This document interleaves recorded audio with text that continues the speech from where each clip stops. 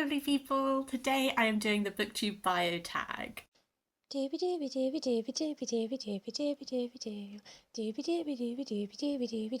Sophie vlogs. I was tagged in this by the ever lovely Ashley, the Untrained Librarian. You know how much I love her channel. I do not stop talking about her. We read a lot of books together. If you like me, you probably like her. So if you don't already watch her, maybe give her a go. I'm just picking up my laptop, so I have the questiones. This is just a little tag. I've already forgotten who it's made by, but I will include that in the description down below. That is just about learning a bit more about me. The question one is, who are you? Share a little bit about yourself as much as you feel comfortable. I'm Sophie. Hello. I don't really know what's interesting about me. I am in my 30s. I live in Bristol in the UK. I grew up in Bristol. I moved away for uni. I came back. I didn't intend to stay here, and then I got a job that I love, and then I'm just still here. I work in magazine publishing, and I love my job. I love it a lot. I'm quite busy, but I love it, and I work with some very, very nice people. Booktube is one of my hobbies. Reading is always something that has been my primary hobby ever since I was a kid. I was brought up with parents who read a lot, and I think that really impacted me. I just read all the time, pretty much. Other hobbies that I like to do, I've been getting really back into textile projects in the last year or so. I love nature. I love going out for lovely walks and enjoying the countryside. I recently got engaged. Hello. I spoke about in my engagement video, my fiance is very private, so you won't see him on the channel, but he does lend me lots of books, so I talk about him quite a lot on the channel. I guess I would say overall, the thing that motivates me as a reader and motivates me through a lot of my life is that I really like curiosity. My favourite people are people that I just think are really interesting. I read because I'm curious and I want to learn more, experience more, all of that kind of thing. So I'm a little bit of a magpie when it comes to my reading, as I'm sure you know if you have watched me for a while. I read quite widely. I get a bit antsy if I read too much of the same thing too close together. So I appreciate all of you who stay and continue watching me, even though I go through interest phases that might not be your interest phases and all that kind of thing. I just love reading and talking about books. Question 2 is, how long have you been on Booktube? I have been on Booktube for 10 years. If you were to measure success in numbers, could say I've not been a very successful booktuber because I've been here for 10 years, and a lot of people have been here for a lot less time than me who are doing marvellously. But that's never really why I set out to make this channel. I consider my time on Booktube to have been a great success so far because I have made some very delightful firm friends. One of my best group chats is two people who no longer make Booktube videos, but we're just really good friends. So I always wanted to do Booktube, not to try and become a full-time creator. That's never been my goal. I like my job, frankly. The reason I make book videos is because I would be reading this amount of books anyway, and it's really, really nice to I like the act of making videos. I really like the act of putting a little video up and then having people chat and be oh, I also read this thing, because I'm lucky because I work in publishing that I do work with quite a lot of readers, so I'm able to now have a lot of book conversations in real life. When I first made my channel, I had only just graduated university. I worked for a startup company. I worked in my boss's spare room of his house. My boss would watch YouTube videos upstairs all day while I worked downstairs. Sometimes his fiance, who ran a different business, would be working there with me, and then the only other two employees of the company, one lived in India and one lived in the Philippines, so our time frames didn't even really overlap that much. And I was just God, if I'm gonna make some friends, I need to look outside of the workplace. And I wasn't really confident going to events and stuff to try and find bookish friends, so I turned to the internet, and I've had a really lovely time, and I'm really touched that frankly anyone wants to watch my videos. So regardless of how long you've been here, I very much appreciate you being along for the journey. Question 3 is, what kind of books do you love to read? Has Booktube had an effect on what you read? I love to read so many different types of books. let's try and summarize them. I guess when it comes to fiction, a lot of what I read would fall under fantasy in that it has all the fantastical elements, but I would say I don't necessarily read that much like hard fantasy as much as I used to, and I read quite a lot of like other things. I like sci-fi, I like gothic, I like literary fiction, I like classics. I do like to dabble in poetry. I don't dabble in plays as much, although this year I'm trying to read a bit more Shakespeare. Let's look at my thematic shelving and see what else I really like. Oh, I used to read a lot of middle grade and YA. I've been moving away from that a little bit lately. I guess a lot of like literary, like I guess historical fiction would be quite a big amount of what I read again. I quite like literary historical fiction for sure. The types of things that are here. This is like part of my literary historical fiction shelf. This is my ancient history shelf, which I guess would be a good pivot into my non-fiction, is that I like historical fiction that is drawing on the classical world, because I did, at university, I did a joint degree, so I did English literature and classical studies. I primarily specialised in like ancient Greek literature side. My actual dissertation was sort of like bridging the gap between, because I looked at the Iliad and then I looked at the figure of Briseis, and I sort of traced her throughout English literary tradition and how she joined with Chryseis to become Crusade and all that kind of thing. So I guess this is my little joining shelf where like this fiction side starts to then turn into this non-fiction side, which is more over here. I read a lot of non-fiction history. I like non-fiction nature writing. I like food writing. Last year was my year of arty books, for sure. I love queer fiction, queer non-fiction. This is my queer non-fiction shelf, which is overflowing and is going into here, which is my queer fiction shelf. I guess that's probably enough genres to keep going. Oh, I love a mystery. I love a mystery. Agatha Christie's one of my absolute top most read authors are Agatha Christie and Terry Pratchett, and I do think that tells you a lot about me. This is my waffy way of saying I will generally read anything that a friend lends me, because who knows if it's something that I'm going to love until I try it, not I. I do think I know my tastes quite well by now, and I think my tastes have maybe shifted from when I started doing my channel. Please don't watch my old videos, they're pants. But yes, Booktube has had an effect on what I read, in that I definitely think it has helped me find what I love, and it has encouraged me to try things that I might not have tried. When I was growing up, when I was a kid, I read a lot of fantasy, I read a lot of historical fiction, and I think I probably would have like stayed in that lane. I mean, I definitely like, you know, studying makes you try lots of things, so you know, that discuss that if you will, but I do think that watching Booktube has helped me to find niche areas that I might not have been confident enough to explore. And I really think that Booktube, more than helping me define my genres, has really helped me become better at communicating why I like books. And I think that being able to communicate what I like in a book and sift out like what I like and what I don't like has then meant that it's influenced the type of books I pick up, because it's made me be able to reflect and figure out what it is that I like and don't like. So then I think I pick up fewer books that I am indifferent about, I think. Don't know. Question 4, what do you enjoy about making Booktube videos?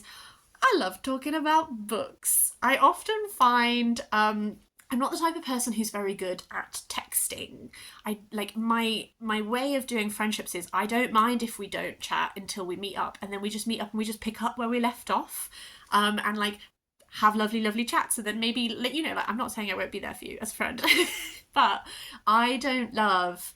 I think because I write professionally, I do a lot of writing for my job. I really like chatting about books. I don't set out to make my channel be like necessarily a very formal analysis of literature. I like to talk to my friends about what I've been reading and chat around things and analyse, but also just like not stress about also being a bit colloquial about it at times, I think. So like my favourite thing about making Booktube videos is just that I get to talk about all the books that I read. Question 5 is, what do you not enjoy about making booktube videos? I hate editing. I don't think I'm good at editing, as both like practically, like I literally just cut out bits and then all the rest goes together. I don't know how to do anything fancy. But also editing takes so long. I can never post an unedited video.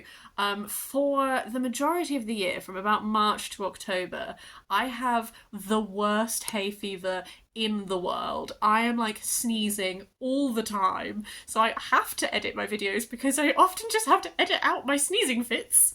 That's behind the scenes, what you don't get to see. And then also I have this, because I don't really plot out what I'm going to say in these, I just like to sit down and be like, I'm having a chat with a friend, isn't that nice? Sometimes I will start a point, and I know this so well from editing myself, I'll start a point, I'll get partway through, and I'll just get like a little glazed look in my eyes as my brain processes what it is I'm actually trying to say, and then I have to go back to the start of the sentence and be like, let's do this again, but this time, good. So editing I find dull and also just like time consuming, and then I don't have very good internet, so like then I have to upload it all and it takes blimmin' forever. So like that whole like actual like the practical thing that I have to do in order to like post the videos I find really boring, but the actual like chatting and then like hearing everyone's thoughts, love it. Question 6, what video on your channel are you most proud of? I think because I don't really do much that is beyond just sitting and talking to you, like I found it difficult to think of like a specific video. I guess I'm really proud of Foodie February existing. That's like a little foodie book readathon that's happened for the last 2 Februaries that me and my friend Ashley have like hosted. I'm really proud of that. I can not believe that anyone has taken part. It is incredible to me.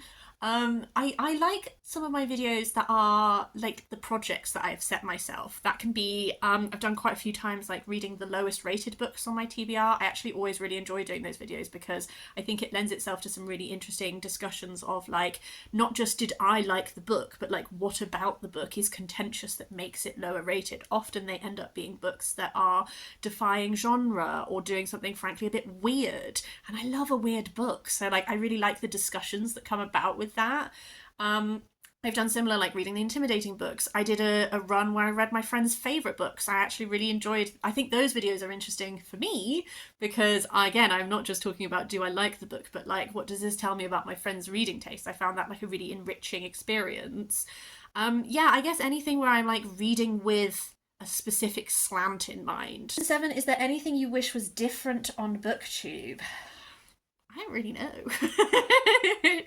I guess what I find difficult is that we talk about Booktube as if it is like one singular entity, whereas I think something that becomes apparent when you spend like any time on the internet is that that's like absolutely not like a conglomerate, is that like Booktube, but like which bit of Booktube? You know, there will be horrifically famous Booktubers that I have never heard of because they are not in my niche little watching area, you know? So like so much of Booktube is what you make of it, and so then so much of what I guess I wouldn't like about Booktube I just don't come across because I've curated my experience to just not be that. Like, I don't know. This is a non-answer. I'm going to just go to the next question. Question 8 is name 3 books you have reviewed on your channel that you feel represent who you are as a reader. I picked 3 books from my shelf. To be honest with you, if I did this like tomorrow, I'd probably pick 3 other different books. I really struggle to do anything that is like, you know, what's your favourite book? Pick your top whatever. Because I feel like it's so hard to compare all of the different types of things that I read. Like, what's my favourite, like, food book? What's my favourite history book? Like, I can't compare those things because they're not, like, on the same level. They're different categories. So I've picked 3 books that I feel like sort of straddle genres and therefore represent, like, a variety of the things that I like. So, and I've gone 1 non-fiction, 1 fiction, 1 poetry, just to show my versatility. First up is Collected Poems by C.P. Cavafy. I first read this collection when I was in my final year of university and I did a modern Greek literature module, which was absolutely fabulous. Something about studying classical studies that I think is really important is to actually listen to Greek voices talking about Greek texts. Like, so much of our like modern like retellings is people who aren't Greek retelling Greek myths, and I really appreciated that modern Greek module to look at actual Greek writers interacting with their history, with their mythology, etc. Cavafy, what I love about him is that he has there's like a few different things about him that I think tap into stuff that represents what I love. And the poems of his that I first fell in love with are his historical poems that are drawing on moments in history that would be considered like the footnotes of history. He's drawn to the people who lose battles. He's drawn to the people who sort of like fall into the margins, who maybe didn't make that big of a splash or whatever. And he's drawn to those moments, the precipice just before loss. And I find that so compelling in his historical poetry. I just find that his choices move me deeply. He also has a lot of his poems are I guess very like sensuous. Like, he was a gay man at a time when he couldn't be out, and there's all these poems that are about yearning and that are about like clandestine moments with men that he'll never meet again. And I feel like that really represents the fact that I can't stop reading queer lit, won't stop reading queer lit. There's also like, I guess, like some political poems in here as well that I find interesting. I think Cavafy is just such an interesting poet and writer. And I also really love reading work in translation, which I guess this also represents. So this is like my poetry pick, even though I would say I don't necessarily read that much poetry. But there are some real poets that like have my little heart. My fiction choice, I went for Mischief by Zoe Gilbert. This is taking the figure of Herne the Hunter and tracing him throughout time. So the sort of fictional setup is that this is like a series of lectures. And, well, like, the introduction is, like, as if it's introducing, like, a lecture on the topic. And then every short story is set during a different time period, and therefore the style that it's written in is different to reflect the writing of that time. And it goes from the past into actually, like, the future and a future vision. I think what this represents to me about my reading taste is I love weird books. I love books that mix and defy genre. I love Herne the Hunter, but I like books that are like drawing on folklore, myth, that kind of stuff, and then like doing something new with it. And I like playing around with genre. I read a variety of, I like reading things that have different narrative styles. I like reading historic things and modern things and things that are looking to the future. I think that this is a really fantastic book that really draws together lots of things that I like in literature into one place. So that's why I picked that one. And then for my non-fiction, I picked Figuring by Maria Popova. I love this book. I keep talking about it all the time. Again, though, I specifically picked this. Like, if I was to say what's my favourite, like, historic non-fiction book, like, there would be other options up here. What I love about Figuring is it's combining my love of literature and my interest in things that go beyond literature and the arts, but that I'm not always confident like engaging with. So like, I like science and all that, I just don't really understand it. Figuring is like such an interesting piece of like literary non-fiction in that it's tracing, it starts with Johannes Kepler and it ends with Rachel Carson, and it is tracing these innovative thinkers throughout time, and it's like biographies of them, but it's like weaving together like with this through line of like, how do we figure, transfigure, all that kind of thing. Like, how do we engage with knowledge? How do we learn? How do things like change our understanding of humanity? Like, we look at poets, we look at mathematicians, we look at like, there's so many interesting figures explored in this. There's a real focus on like queer women as well that I really feel represents my interests very well. But like this historic but spanning this look at like the interplay between like the arts and the sciences and how they're not actually like two separate different things, but that this pursuit of knowledge, like, I don't know, I just think that this represents a lot of different things that I like in non-fiction. So those are my 3 books. The next question is, name 3 booktubers whose content inspires you. The first one is Olive, at Book Olive. I know that she's not making videos as regularly now, but Olive is, first of all, one of the like big booktubers who was like really nice to me. Like, Olive mentioned me in like a booktuber shout out video like quite a few years ago now. We buddy read a book together. I really valued having someone that I like really looked up to like talk to me. I'm not always very good. I feel deeply unconfident actually like in like approaching people on like, I don't know, I think that the digital world is weird, isn't it? Because you're like, I watch your videos all the time, I like lurk here, because I'm not very good at leaving comments, because I do most of my booktube watching while I am working, like in the background while I'm working, or like while I'm like cooking. So often I don't leave comments because I'm like, oh, I've thought of a really interesting cooking like comment while I'm cooking, and then I get distracted by the fact that I have to do something, and then I don't leave a comment. This is a waffly way of me saying that I'm really insecure with like reaching out to say hello to people. I get very like in my own head about it. Um, but also, what I have always loved about Olive's channel is how much of a space she has made for nonfiction here. I think that she really helped me realise how interesting I find nonfiction, and has really helped me find the types of nonfiction that speak to me. I think that she is so concise and eloquent, and she is so easily able to pack what she is saying into like a really short, succinct review, which I struggle with. I think I'm a waffler. I just think, you know, I'm not the only person to be singing Olive's praises out here, but I just think she's a brilliant voice in books. The person I picked was Olivia Savannah over at Olivia's Catastrophe. I think one thing that I have always found really inspiring about Olivia Savannah's channel is the breadth of things that she reads. There is like such fun in watching her wrap-ups and going from different genres.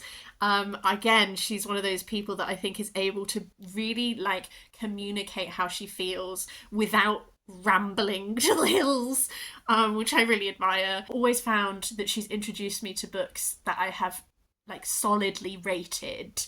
And then my third person is Cara at Wild Book Garden. Cara is another one who just reads such an interesting breadth of work. I always come away from watching her videos and I'm hearing about books that I've never heard of. I'm adding them to my TBR. I'm like, God, I've got to pick that up.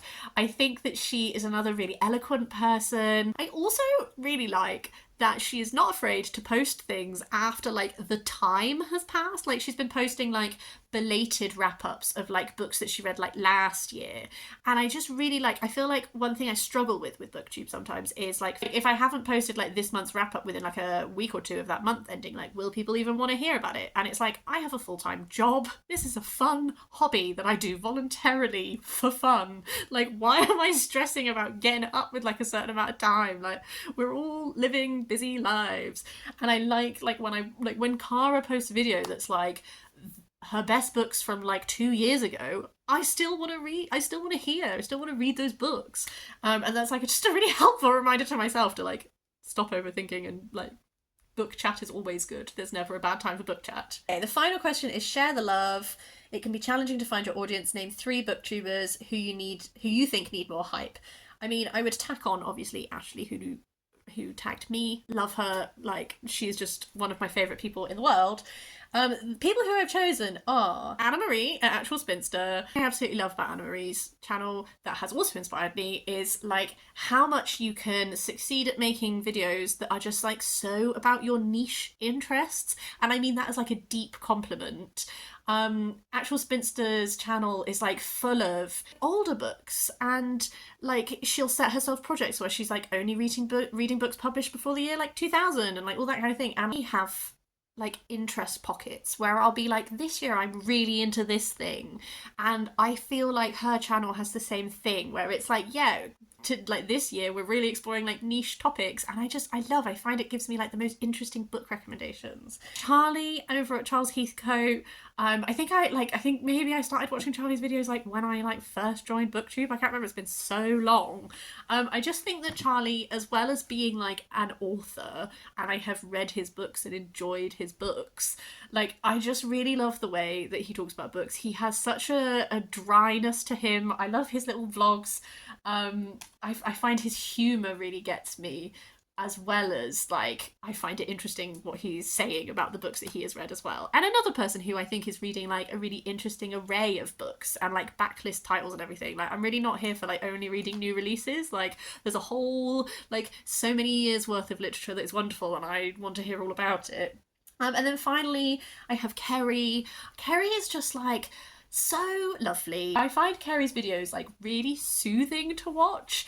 I don't really watch videos over Christmas because I mainly watch them while I work, and then when I have time off over Christmas I end up with like a massive backlog in my watch later, and I like was deliberately saving Kerry's so that I could just have like a lovely, when I needed like a lovely soothing little video. I find like I really like the videos where she's like gone to some little bit of the woods or something and it's just like reflecting on a book. I just find that so enjoyable. I really, really enjoy it. So Those are my three. I will say there are lots of smaller channels on here that I think are creating such interesting content. I just feel like if you only watch like big booktubers, you're like really missing out on some of the most interesting book chats that are happening online. So the ends of the questions. I hope this has been remotely interesting for you. I would love to hear if you want to also like recommend me like your favourite smaller booktubers, please do. I add things to my watch later and then I like noodle around it as time goes on. I have like over 100 books in my watch later at all times. 100 books, 100 videos. Because I like having a little backlog of stuff that when I have the time, when I am like working in a way that means I can listen to things, like I have stuff to draw on. So please do recommend me things and I'll pop them in there for a later date. Otherwise, I hope you're having a really nice day and I'll see you next time for something different.